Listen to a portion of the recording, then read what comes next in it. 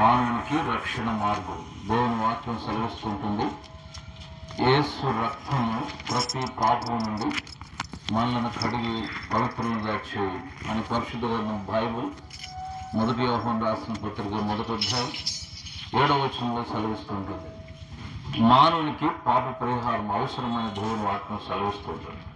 ఎందువలనంటే ప్రతి మానవుడు పాపం వలన పాపం కలిగి ఉన్నాడు. బైబిల్ సెలవిస్తుంటుంది రోమా 3:23, ఏ భేదం లేదు, అందరూ పాపం చేసి దేవుడు అనుగ్రహించి మహిమ పొందలేకపోతున్నాడు.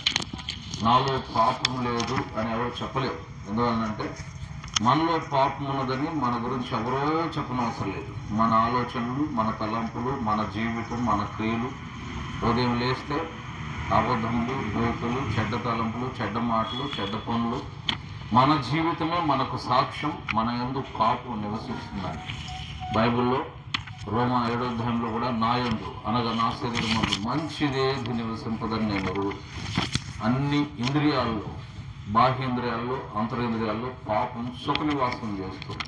అందుకే బైబిల్ ఏ భేదం లేదు, అందరూ పాపం చేసి దేవుడు అనుగ్రహించిన మహిమను పొందలేకపోతున్నారు. అయితే ఇలాగూ పాపంతో మిళితమైన ఈ మానవుడు పాప పరిహారం పొందకుండా పరలోకము లేకపోతే మోక్షము, స్వర్గము, పరిశుద్ధ స్థలానికి చేరుకోలేడు. ఎక్కడ దాకా ఎందుకు, మనం సహజంగా ఆలోచించిన మన సొంత ఇంట్లోకే మనం కన్న బిడ్డని మైలతో ఉంటే బిడ్డని ఇంట్లోకి రానివ్వు.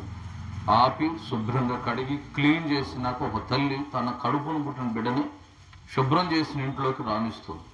సో ఒక భౌతికమైన శుభ్రంగా ఉన్న ఇంట్లోకి కాళ్ళు కడుక్కొని రమ్మని చెప్పగలుగుతుంటే పరిశుద్ధ రాజ్యంలోకి, పవిత్రమైన రాజ్యంలోకి, మోక్షంలోకి, స్వర్గంలోకి ఏ మనిషి కూడా పాపంతో ప్రవేశించలేడు. ఇది సత్యం, ఏదో మత గ్రంథం చెప్పే విషయం కాదు.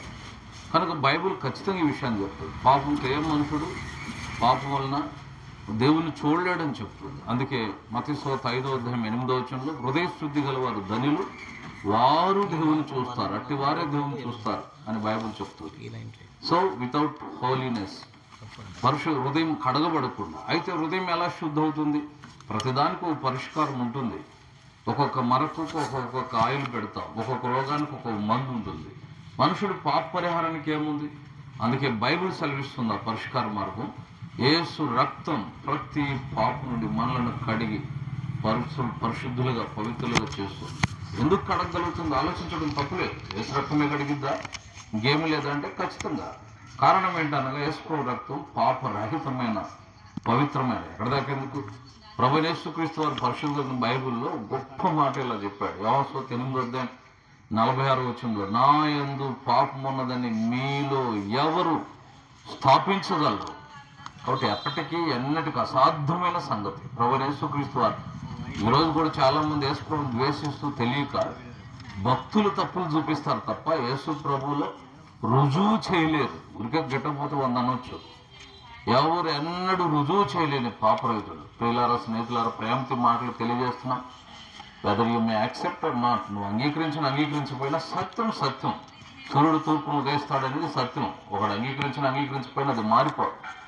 కనుక మానవుడు పాపరిహారం కొరకు పరిశుద్ధుడైన ప్రభు యేసుక్రీస్తు వారి రక్తం మానవుని హృదయాన్ని కడిగి పరిశుద్ధపరుస్తుంది. ఈ మైకులో మాట్లాడిన నా జీవితంలో కూడా ఆ విషయాన్ని నేను గుర్తించినప్పుడు యేసుని అడిగాను, ప్రభు నీ రక్తం నన్ను కడుగు, నన్ను పరిశుద్ధపరచు, నన్ను రక్షించాలి. అద్భుతంగా ప్రభువు మా పాపలు క్షమించాడు. అంతేకాదు, మీరు కావాలంటే వచ్చి చూడండి అని యేసు ప్రభు చెప్పినట్లు మమ్మల్ని వెంబడించి చూసుకోండి.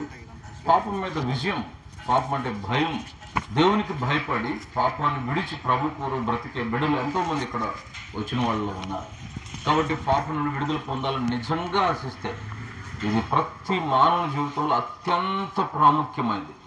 రోగములతో చనిపోయిన పర్లేదు, కానీ పాపంతో చనిపోతే పరలోకం వెళ్ళలేదు.